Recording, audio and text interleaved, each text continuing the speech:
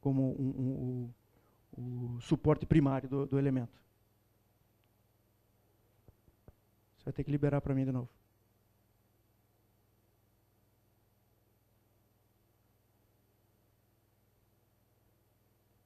Mais uma vez.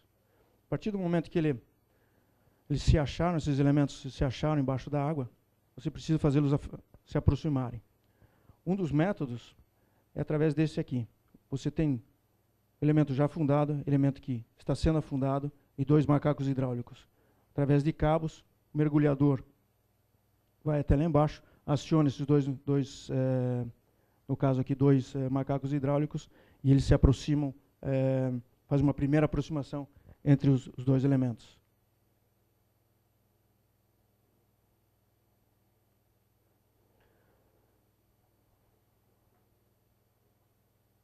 Estão se aproximando aqui, através desses 2 macacos hidráulicos. E o que acontece com essa faixa preta? É o famoso perfil GINA, é um perfil de vedação. A partir desse momento, o perfil GINA, que tem esse formato, né, ele tem um que a gente chama de nariz, né, ele encosta no elemento que já foi previamente afundado.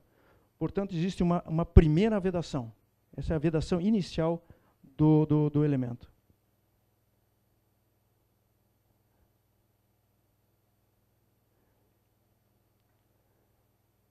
A partir desse momento existe a vedação inicial. O elemento está apoiado na parte primária e na parte secundária. A partir desse momento, aciona-se os macacos hidráulicos daquilo que eu mostrei anteriormente, do pino do apoio secundário, dos dois pinos. Aqui um detalhe de um tanque de lastro, nesse caso é um pouco grande. E nesse momento você pode fazer um pequeno ajuste desse elemento quando ele estiver lá embaixo. Porque ele está praticamente boiando, certo?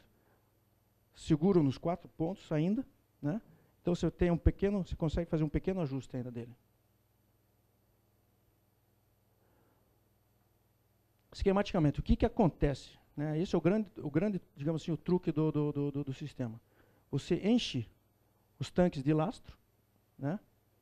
Você aproxima o elemento, eles se acham através do pino e guia, né? E você, dessa forma, com esse macaco hidráulico, você faz a primeira vedação, você tem o apoio primário e o apoio secundário.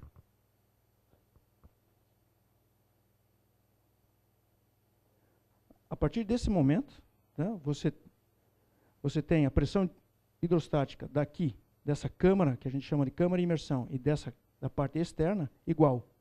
Você abre as válvulas, né, do bombeamento, e você abaixa esse nível de água, bombeando aqui para o tanque, e você cria uma diferença hidrostática entre os 2 elementos. Ou seja, o elemento simplesmente, né, através dessa pressão hidrostática, que é muito maior que aqui, empurra esse elemento, essa caixa de sapato, aproximando para o que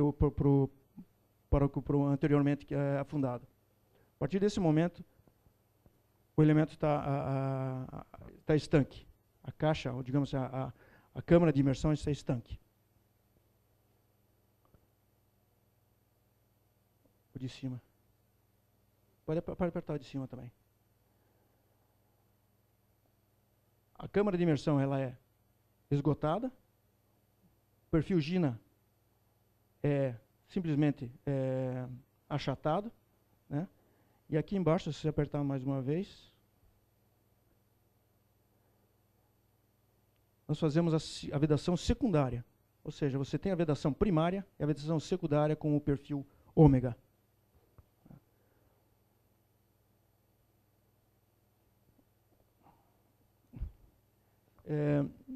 Para montar o perfil ômega, né, você precisa abrir a câmara de imersão através das 2 portas que são feitas no anteparo. Você entra, você faz o perfil, monta o perfil ômega e você tem, em princípio, o elemento estanque. Ou seja, você começa a ter acesso a esse elemento. Você continua tendo os anteparos montados. A última fase, digamos assim, que é a fundação desse elemento. Onderstromen.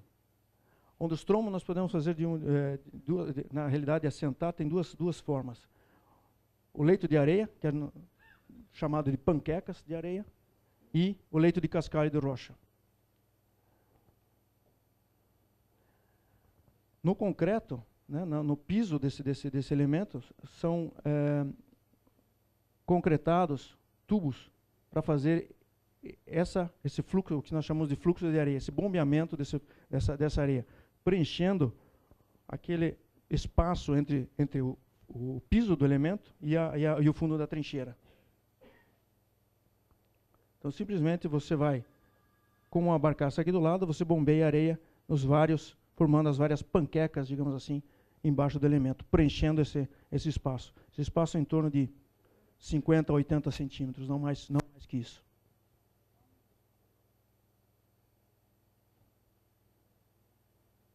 Não, você bateu de novo.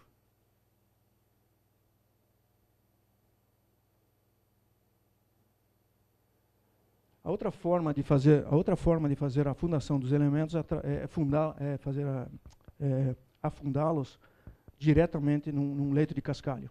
Ou seja, você anteriormente, antes de fazer a imersão, você faz o que nós chamamos de costelas de cascalho de rocha, né, deixando ele no nível do desejado, e afunda diretamente o elemento sobre esse cascalho de rocha, né. Hoje, no exemplo que eu estou dando aqui, no Øresund, o Øresund na Dinamarca e Suécia, em torno de mais ou menos 25 milímetros de tolerância, ou seja, de diferença. Então, como é que nós conseguimos fazer o posicionamento desse elemento? Ou seja, ele só tem duas posições. Ele só tem a partir do momento que ele está embaixo d'água, você só vê duas torres acima da água. Ou seja, a de posicionamento, como eu mostrei, e a de acesso. Essas duas torres você faz no caso de Santos, pode ser feito com os total stations, em várias posições, desculpe, para fazer a medição. É um software destinado, né? E aqui nós podemos ver, por exemplo, em vermelho é o elemento que já foi afundado, em verde é o desejado, o teórico, e o preto é onde que está o elemento no momento. Aqui no momento ele está a 4 centímetros abaixo do desejado. Ou seja, acertá-lo novamente e colocá-lo na posição desejada. A tolerância de um elemento de afundamento, né, ou seja, a tolerância do processo, do tal, né, de uma caixa de sapato desse tamanho, fica em torno de 35 milímetros, não mais que isso. E hoje já há possibilidade de fazer até menos. O elemento está apoiado primariamente, secundariamente, está estanque, né, está completamente posicionado, né, no desejado. O que ele precisa, ele está feita a fundação, as panquecas, por exemplo, as panquecas de areia, né. A única coisa que precisa ser feita agora para fazer a finalização do elemento é a fundação, a junta de travamento. Por quê? Porque todos os elementos estão sendo pressionados uns aos outros através da pressão d'água. Então existe ainda temos que fazer a troca dessa pressão hidrostática com um elemento fixo. Pode ser de duas formas, né, o que nós chamamos de travamento molhado ou a junta de travamento seca. E, após isso, fazer a finalização do túnel, do solo sobre o túnel. Você aperta para mim, por favor, o filme? Essa é a junta seca. Um exemplo aqui, um elemento que foi afundado, os dois elementos afundados, uma forma metálica previamente afundada, né, ela é içada, são colocados cunhas de concreto pré-moldado, fechado dos outros 3 lados com forma metálica, concretado por dentro, né, e a partir do momento que está curado esse concreto, termina-se a fundação na areia. Dessa forma, os elementos não têm como voltar, digamos assim, né, voltar fazendo o relaxamento do perfil GINA. Né? Se libera para mim, por favor. Nossa, isso, obrigado. A outra possibilidade é o que... eu volto. A outra possibilidade é a junta de travamento seca. Né? A junta de travamento seca nós utilizamos, inclusive, na 73, no sul da Holanda, e em Limerick, né? Que é simplesmente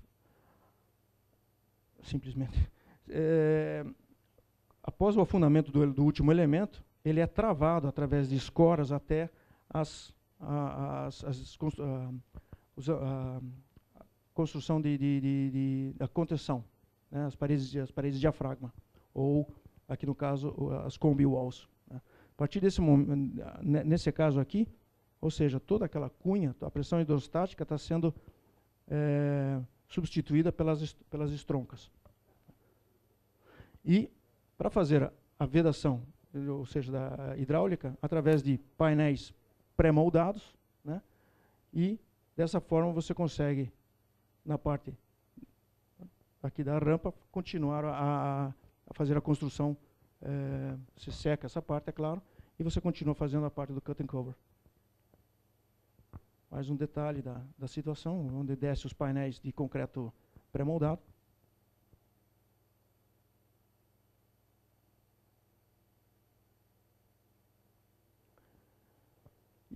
E após o momento que você travou o elemento, você começa a fazer a proteção de solo e travamento do elemento. As várias camadas de solo que são necessárias, até a última, que é a proteção do túnel, né, em função de âncoras, afundamento de barcos, etc, etc. Né. Dessa forma, o elemento está, no caso de Santos, a 21 metros, como é solicitado pela CODESP. Fiz em 30 minutos, Satoru.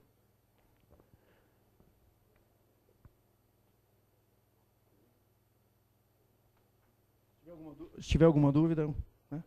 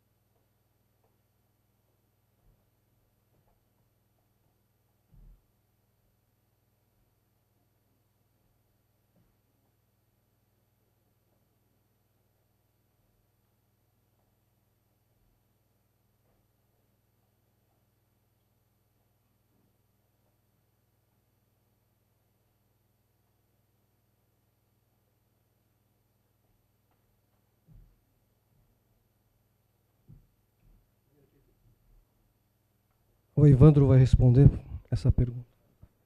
Boa tarde. Meu nome é Evandro, sou da Dessa. Pergunta do senhor Renato Manzoli, da empresa Isolux. A pergunta é: gostaria de saber qual seria a nova fonte financiadora. O governo do estado trabalha agora com a fonte financiadora do BNDES, que já era uma das fontes financiadoras do empreendimento. A parte que cabia ao BID está sendo transferida ao BNDES e a outra parte, a fonte financiadora, é o próprio Tesouro do Estado de São Paulo. Aí, mais ou menos 76% BNDES e 24% governo do Estado de São Paulo. Ok, obrigado, Evandro. Tem mais alguma pergunta?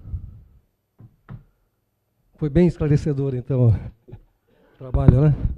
Então, agradecemos os expositores, né, o Evandro e o Harold, e também a presença aqui do vice-prefeito e a presença de todos, né, que estiveram aqui nessa tarde, né, que puderam mais uma vez, aqueles que pela primeira vez ouvir aí a apresentação desse belíssimo projeto, né, que é um desafio aí que nós teremos aí nos próximos 5 anos.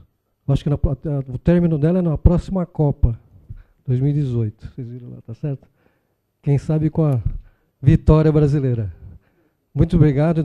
Declaramos encerrado esta audiência pública.